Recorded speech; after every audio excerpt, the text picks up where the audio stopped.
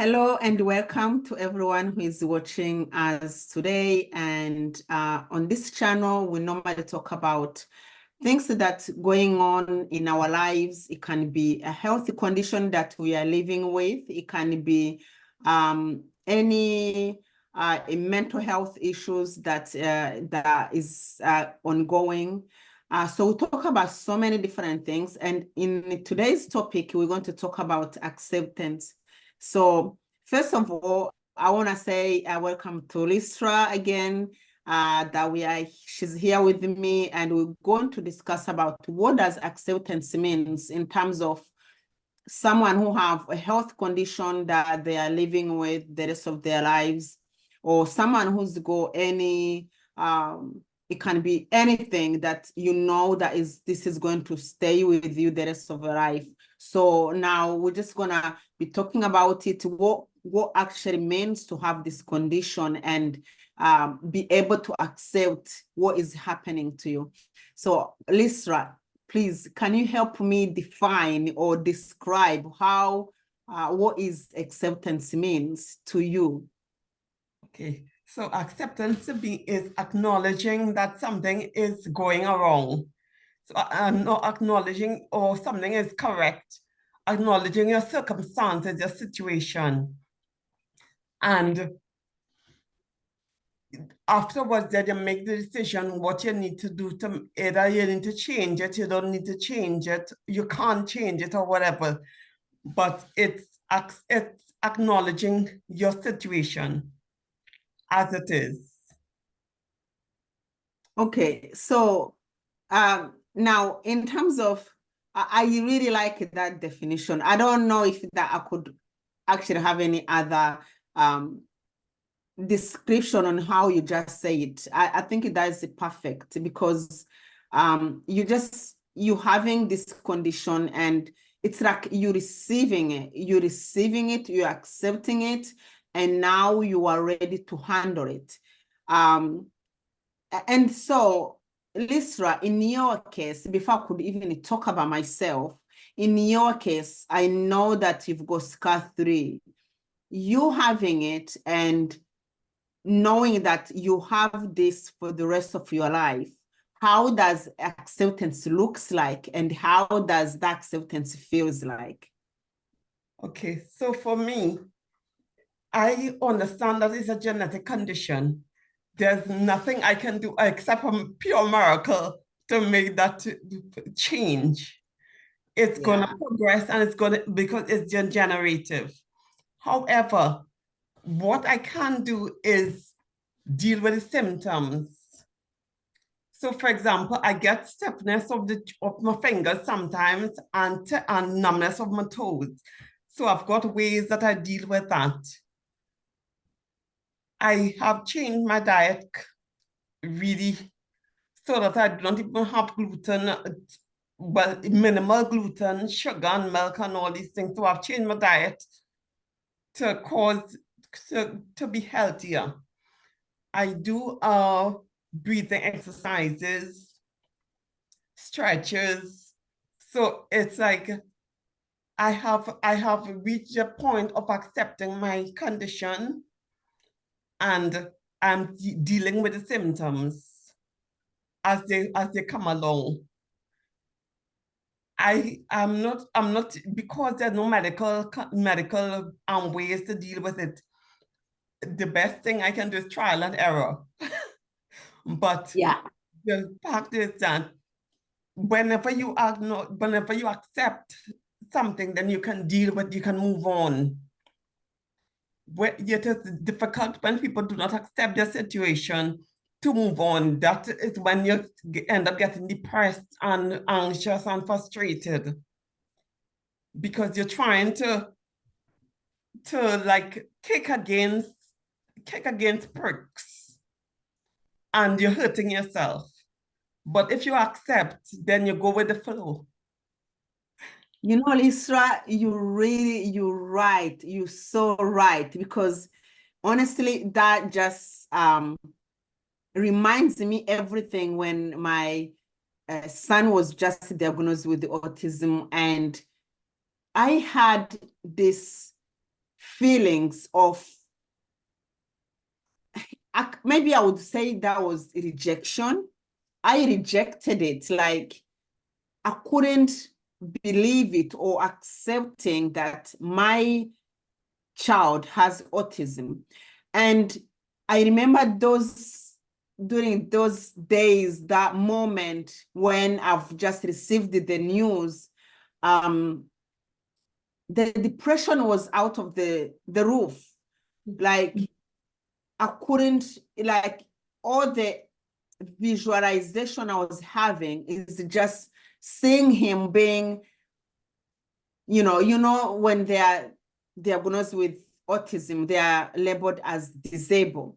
And by that time, I was like, oh my goodness, how am I going to live with a child who is disabled, who is not able to do this, who is unable to do that? And that put my mind into, I was in a completely lost world, because I was like, how on earth am I going to deal with this? So it's like that moment I was only thinking about the worst part of having a child with autism. And that was what was taking all the majority of my time, thinking of the worst part. And so by thinking about worst part, I couldn't accept it. I couldn't accept that worst part because I didn't want to have it. But the day, as the time goes by, I now started to embrace everything. In like the whole my life was completely changed. The family life completely changed, and the whole family completely changed. So my son being diagnosed with autism changed everything around me, around the whole family. So, and by that time, I really learned that I need to accept it. And as you mentioned it, when you accept something, you even feel much more calmer, and you think clearly, and you start thinking about, okay, this is what I have, and how can I actually deal with it? And I think from what you just said, that's only the beginning of knowing that you have a long-term condition that you are living with and is not going anywhere. It's just right there with you. So how can you actually deal with it? Yes, and that's true because, okay, so I was working, and because of this disorder, I can't go to work anymore. But I have to embrace other alternatives because there's no way I can go in the workplace and be amongst people and falling and unsteady. And like I went to the post office 3 days ago and I had to use the rollator. And then I realized I can't walk 20 meters without holding onto something. If I go outside, I have to hold onto the wall to get to the car. So, but if I walk through the garden, then I can hold on to things as a right in steps. So I can walk probably about 3 steps without holding on to something. So this is my life, and at the end of the day, you have to look at the positive things in it. And the positive things in it, if I didn't have this disorder, I might have been eating all sort of things and not taking care of myself. So it has helped me to be conscious and to focus on myself by taking care of myself better. So not everything that happens brings about negative. There's a reason why it happened. I don't know the reason, but Honestly, yeah. I have to be happy. Yeah. Genuine. Yeah.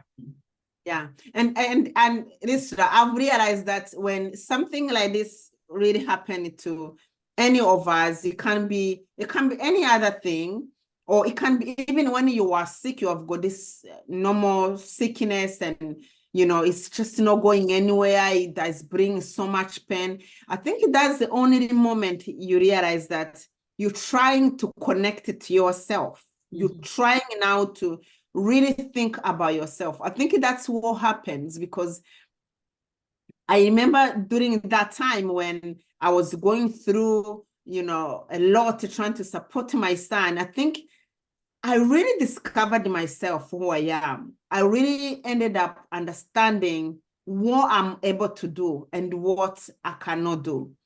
And I think what was another issue was that the way, by knowing yourself, what you can do and what you are capable of doing. Because I remember by that time, really, my mental health was really bad. I was depressed, and I went to see my doctor, prescribed some of the, antidepressant medication for me to take. And I remember coming home and starting, I think I took for the first tablet and the second tablet.